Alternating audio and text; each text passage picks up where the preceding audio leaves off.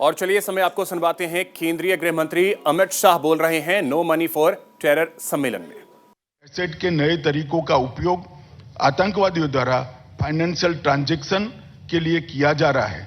Virtual assets माध्यमों, funding infrastructure तथा dark net के उपयोग पर नकेल कसने के लिए मजबूत और कारगर ऑपरेशनल सिस्टम की दिशा में हम एक रूपता से काम करें, या आज की मांग है। यूनाइटेड नेशंस, IMF, इंटरपोल और अन्य हितधारकों जैसे दुनिया भर की कानून प्रवर्तन एजेंसियां, फाइनेंशियल इन्वेस्टिगेटर और रेगुलेटर इस दिशा में अधिक सकारात्मक प्रभाव डाल सकते हैं।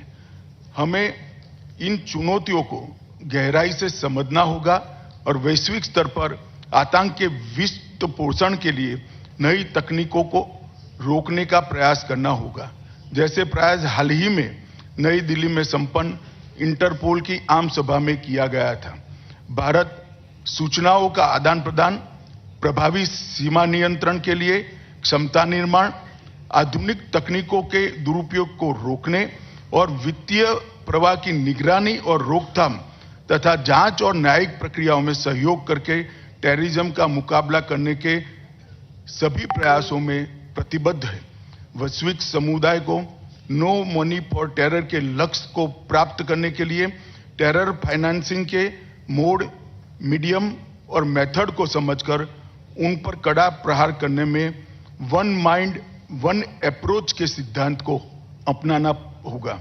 आज हमने भारत के प्रधानमंत्री श्री नरेंद्र मोदी जी के संबोधन के साथ इस सम्मेलन की शुरुआत की है। मुझे विश्वास है कि इन 2 दिनों में टेरर फाइनेंसिंग के विभिन्न आयामों पर सारगर्भित चर्चा होगी और वर्तमान तथा भविष्य की चुनौतियों के सार्थक समाधान निकलेंगे।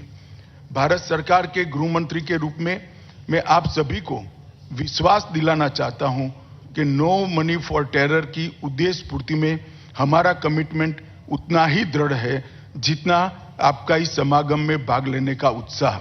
मैं इस सेशन में मेरे साथी पैनलिस्ट वक्ताओं को सुनने के लिए काफी उत्सुक हूं।